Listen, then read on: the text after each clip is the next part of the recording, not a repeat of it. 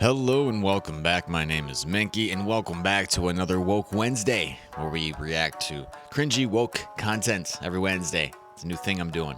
Get used to it. Today we have a woke/feminist compilation video with a few interesting things in it.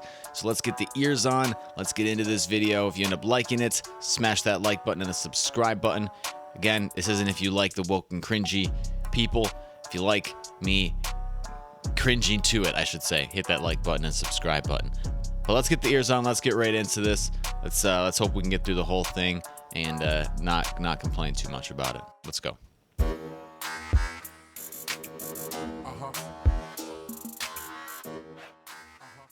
All right, right off the bat, before we get started, looks like we even have a weird ass looking doll. I have no idea what this stupid thing is. It says Indoctrination. I'm guessing these guys are getting taught some stuff that ain't true. Let's see what we got here. Hi, I'm Nadine, a sex educator. And I'm Eva, a sex researcher. I use the pronouns she and her because I'm a woman, and when I was your age, I used to be a girl. Gender is how you feel on the inside about whether you're a boy or a girl, a man or a woman. All right, that's just wrong right off the bat. All right, these poor kids. That's all I got to say. I don't know if these are paid kids, like paid actors for this little skit they're doing, or if this is a real thing that these parents are putting these poor children through. It's sad. If you're non-binary, feel like neither or both. People can also be fluid, feel more like female, more like male, based on a different day or time. It's really individual. Absolutely. Everyone born with a vulva is a girl. True or false? Or identifies as a girl. Oh, wait a second. First of all, can I just give a shout out to this lady in the back of this picture with her face there? That's funny. They started off by saying anybody with the vulva is a woman. All right, basically just saying anybody with the vag is a woman. All right, and they're very specific about using that word vulva. They're not using like uterus or ovaries or anything like that. They're saying vulva because you can turn your outie into an innie if you really want to, guys. I don't recommend it. But then the other lady had to correct the first lady and say or identifies as a girl. So it's not anybody with the vulva is a girl, it's identifies as a girl. I mean, they can't even get their own logic straight. It's just hilariously cringe. This kid says true. Good on you. Sure. You're right. Sense, but our genitals actually don't determine our gender. So some Let me correct myself. If you're born with a vagina, you're a girl. That's what I'm getting at. All right? Plain and simple. people born with vulvas can be boys. Gender creative parenting is a better option for parenting than assigning kids genders at birth. Hey, Davey. Oh, God. Ugh. If a person doesn't feel like they're a boy or a girl, what do we call them? They. What are your preferred pronouns? They, them. These are not my preferred pronouns. These are my pronouns. Mappa. Oh, boy. Nini. Here we go, guys. We're on the pronoun train. Let's see how many pronouns we got. What are your preferred pronouns? They, them. These are not my preferred pronouns. These are my pronouns. Mappa, Nini, Nopa, Nori, Opa, Pere, Pom Pom, Zaza, Zizi. Trixic, toric, feminimoric, viramoric, allosexual. That's my pronoun. They're customizable. Anything can be a pronoun, really. Neurodivergent. Noun No, it can't. Pronouns. Animal. Noun self pronouns. Noun self. So gender dysphoria. Gender euphoria.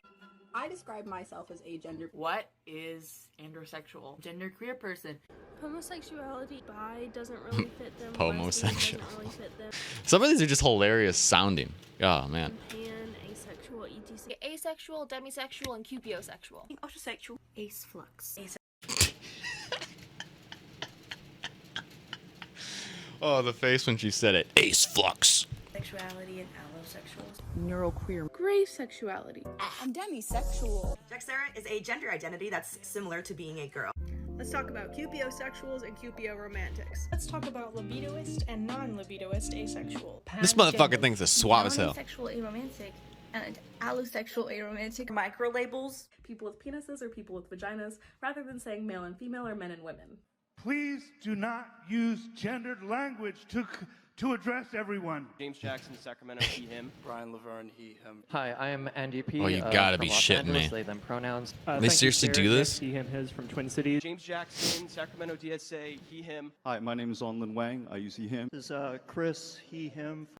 Like the vast majority of them are normal ass pronouns, right? He, him, she, her, right? I guess that's what the vast majority of people are going by. The fact that we have to conform to a fraction of a percentage of people's nonsense is beyond me. From Cleveland. This is Daniel Ray from Piedmont. He, him pronouns. My name is Trey. I use they, them, and he, him pronouns. Here are some examples. Nobody of cares, my Trey. fluidity being a little bitch. Number 1, feeling like a guy and visiting my relatives. I don't know if you know this, but I am not out to my family. Therefore, when I'm feeling like a guy but I have to present super feminine in front of my relatives, it makes me feel icky inside. Nobody's telling you you have to do anything. You do whatever you want to do, all right? I don't know how old this person is, but if you're an adult, I mean, who cares? You do whatever you want to do. Who cares what your family thinks? I mean, that's your own battle, right? If you're that conflicted in your head that you feel like you have to act a certain way around your family, even though you don't want to act that way, you know, maybe see a therapist and get it figured out, you know, because it's no way to live constantly feeling like icky, right? As she says. What bothers me is when other people start telling other people how they need to act to fit their feelings. That's where I draw the line. I mean, for this person, it sounds like they're going through a lot.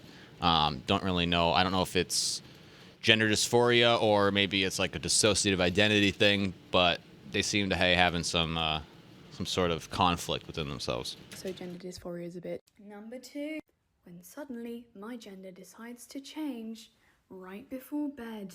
I'll just be vibing, and then it'll be like, binder time. No, Michael, it's not binder time, it's bedtime. What's a binder? What's binder time? In the frickin' middle of the day. I'll be walking all happily along, and then suddenly, boom, gender change. No, now is not the time, Michael. I have a... So my guess is that her alternate personality, the male version of herself, is called Michael. I don't know if her name is Michelle.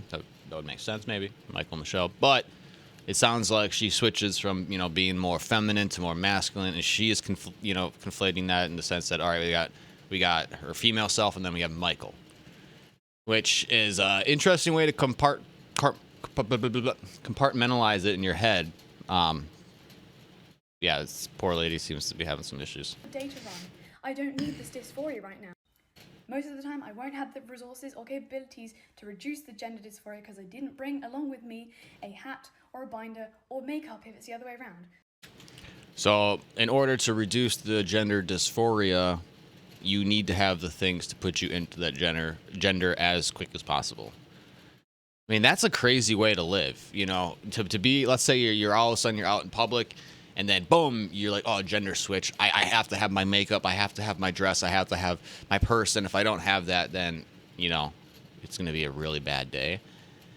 That's not a good way to live for anybody, no matter which way they're flipping and flopping. You know, I'm just saying. That's not healthy.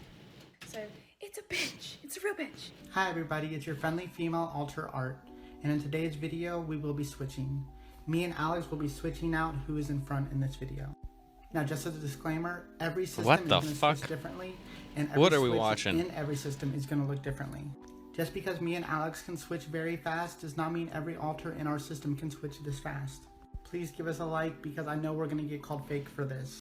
I hate the system where the people like this, like a lot of these like woke SJW people love to use big, long, confusing, conflating words to convey a very simple, minute point, and it's just overkill. And half the time, my brain just like, nope, not listening. But apparently, this is the she/her form of art. Let's see what the other version of art is and how they switch. This sounds like dissociative identity disorder, much more than the last lady. All right, here goes. Hey everyone, it's Alex from the A system. The reason me and Art can switch so quickly is because we've been in the system the longest. We've both been in the system since early childhood. I shouldn't laugh. We've switched tens of thousands of times.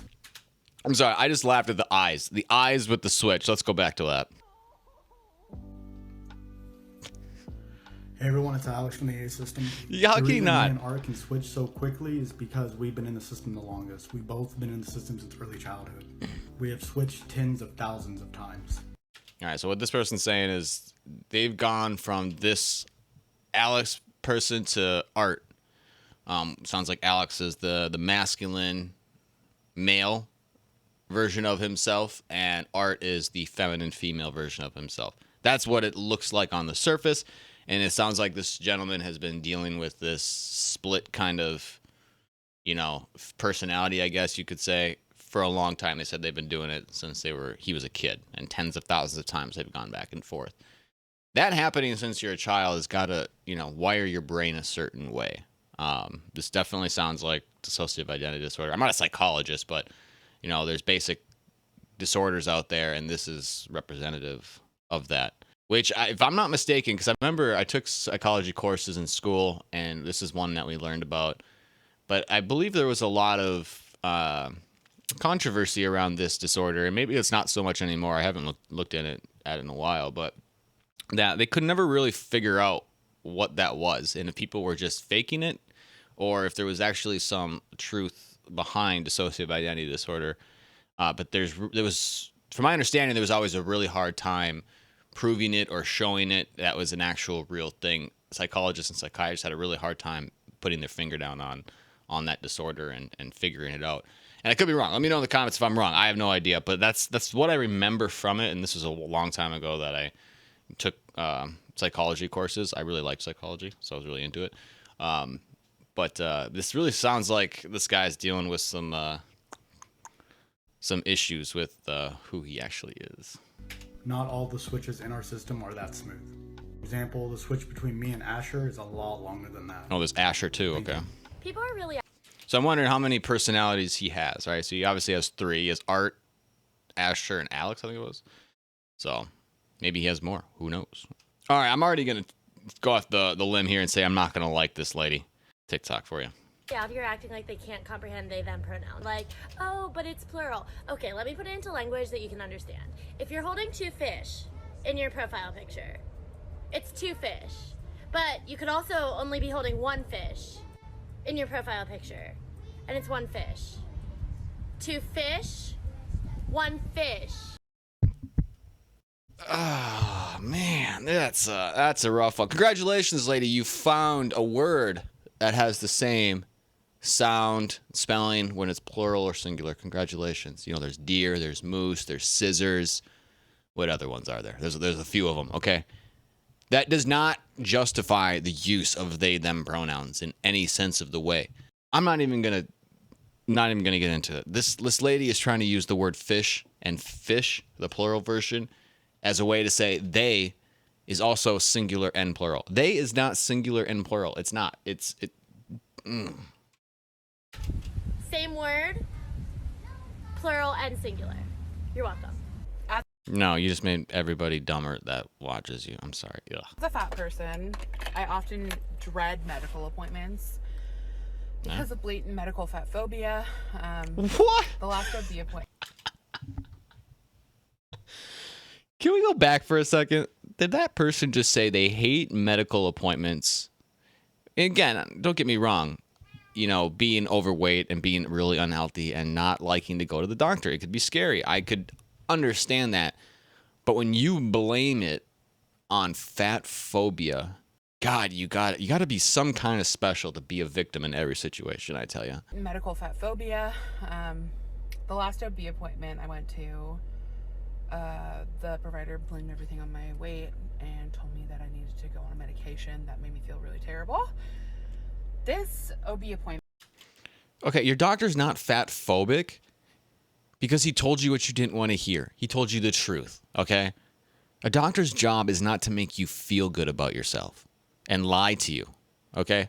A doctor's job is to give you the truth, and sometimes the harsh truth, in the best way possible and to help you get through that, all right, together. They're not there to kiss your ass and make up lies for you to feel good about yourself. This person is obese. This person is grossly overweight, and unless they do something about it, they're probably not going to live a long, healthy life. They're probably going to pass away young. That's just a fact of the matter. Their body is under way more stress because of their weight and because of their health and their diet and whatever they're doing with themselves. And the doctor told her that. And that upset her because it's not what she wanted to hear. She doesn't want to make the change. She doesn't want to be healthier. She wants someone to kiss her ass, tell her everything's all good, so that she can go home and not feel like a victim. But I'm sorry, honey. You feeling like you're not a victim isn't going to make you live longer, isn't going to make you happy, isn't going to make you healthy. Okay? Man. That I just went to, I've been dreading, and the provider was amazing. She asked me what my pronouns are. Oh, God. I'm sorry, but if your doctor, again, they're not there to kiss your ass. If all it takes is a doctor just to ask you what your pronouns are, then good. I hope you find a doctor that will ask you what your pronouns are and then tell you you're a fatty and you're probably going to die unless you change something and get healthy. Because that's the truth you need to hear. It is. It really is. This whole, fat people, body positivity, pretending like it's something good is bad. It's a bad thing to teach children, and it's not healthy for the individuals that are partaking in this either. I don't know. It disgusts me. It's gross. You can be a better intersex ally. When it comes to inclusive language, oftentimes... Right off the bat, I don't know what the number is. I know it's a tiny, tiny, tiny amount, but what percentage of people in the world are actually intersex? I mean, it's got to be tiny. Yes, I get it's a real thing, but like tiny. Just like their penises. People tend to use phrases like people with penises or people with vaginas rather than saying male and female or men and women. While this can absolutely be inclusive for trans people, unfortunately it's not always the most inclusive language for intersex people. My advice is to use language that focuses on function and not just form. That means focusing on the actual function that you're talking about. See, this is what I'm talking about. All these words just lost me. I'm not even paying attention anymore. All I can think of is fuck your inclusivity. All right, nobody cares. Nobody cares. Nobody cares. Everybody cares about themselves, their life, their family, and what they got to do to get through it. All right, nobody cares about your right word for the right intersex person. Nobody cares. Just gonna throw it out there. People really don't. Sorry. Such as people who can get pregnant, people who can get other people pregnant, people who are at risk of testicular cancer, and so on and so forth. This is much more inclusive because there are intersex people who are born with a vagina but don't have a uterus or ovaries or an ability to menstruate. Then they're a man with a vagina. Congratulations. This is because some people that are born with a penis don't have testes. You're a girl with a big clit. Sorry. To say what you actually mean than it is to use language that works around that. Instead of using the typical mom and dad parent titles, there's actually gender neutral and non-binary parent titles that exist. It can be hard for parents within the LGBTQIA+ community to find a word it's a mouthful. That they feel comfortable being addressed as by their children. So here are some. Wait a second. Did she say there's parents out there are uncomfortable by what their kid calls them? I mean, if you're uncomfortable by what your baby is saying to you, I mean, you got some other things wrong with you. Examples. Dama, Mada, Maddie, Madi, Mappa, Nini, Nopa. This sounds like some Greek grandma, like you would call your Greek grandma or your Jewish grandma or something like. Here, at the end of the day, who cares? All right, it just kind of makes me think of the fact that we have the word mom in tons of different languages, right? It doesn't matter. Your kid is going to grow up associating a word with you.